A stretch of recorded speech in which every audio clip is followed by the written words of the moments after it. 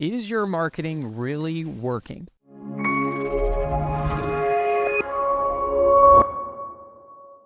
Hey guys, it's Brad from probatehouseguy.com. So I'm a real estate investor, and I'm actually also a real estate agent in the metro Atlanta area, but I buy houses all over Georgia, even other states in the Southeast. And I specialize in the world of probate and inheritance properties. So today I'm going to talk about marketing and making sure that the marketing you're doing is actually working.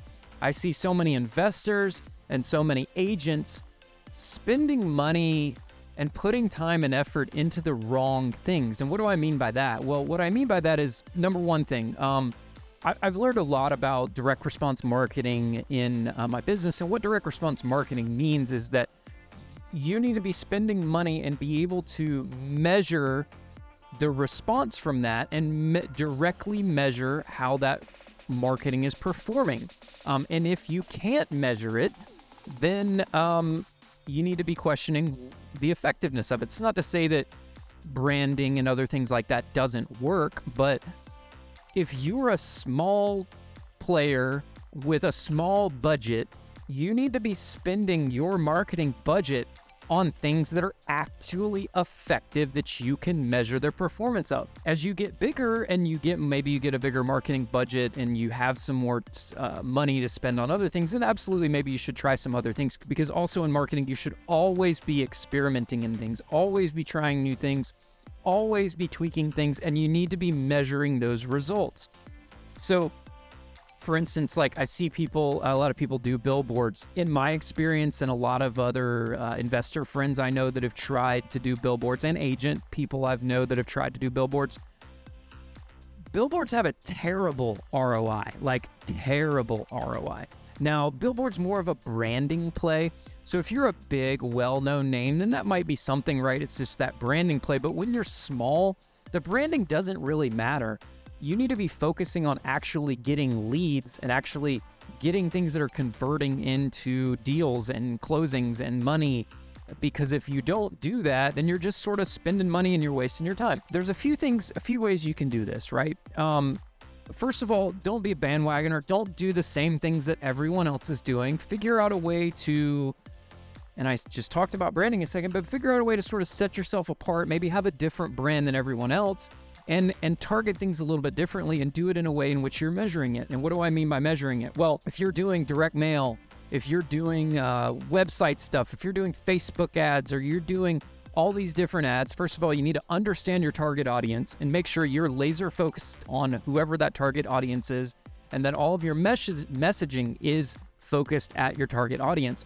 Second of all, you need to make sure that you have an ability to track that, whether that is specific URLs, and that's referral links, affiliate links as they also call them, or specific phone numbers.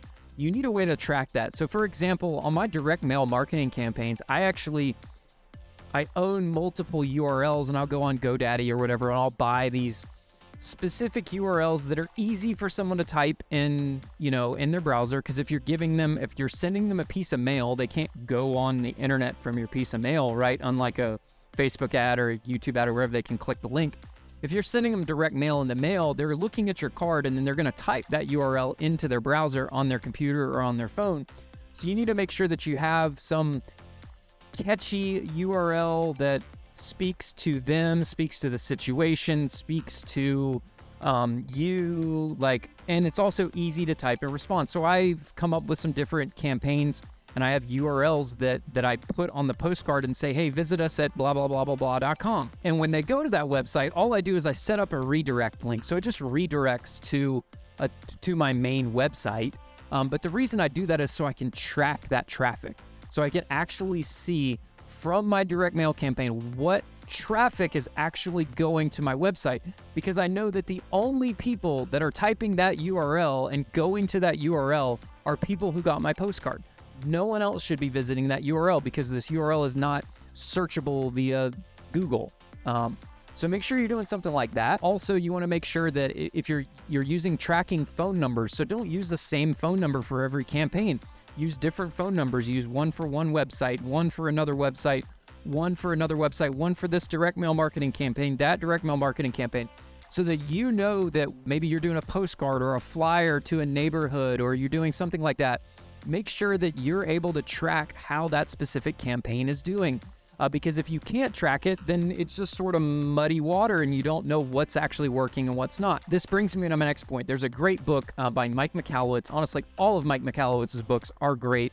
And his book was one of his earlier books he wrote, which was called The Pumpkin Plan.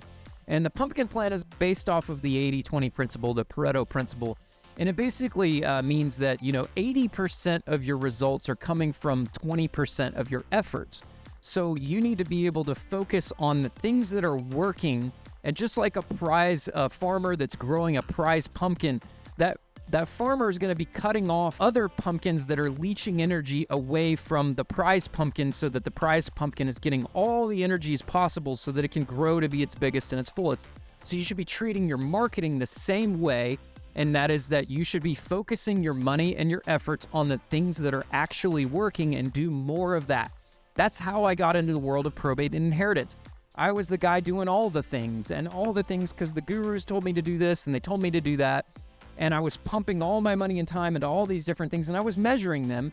And one day I sat down, and as I consistently measured my results, I realized that probate and inheritance were my best deals I would do.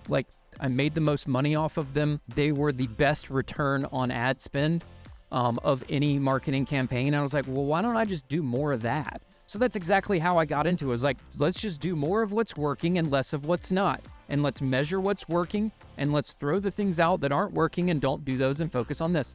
So that's how you should be treating your business and how you should be treating your marketing as an investor, as an agent, as really any small business owner, is making sure that you're focusing your marketing efforts on things that actually work and that you can measure the results.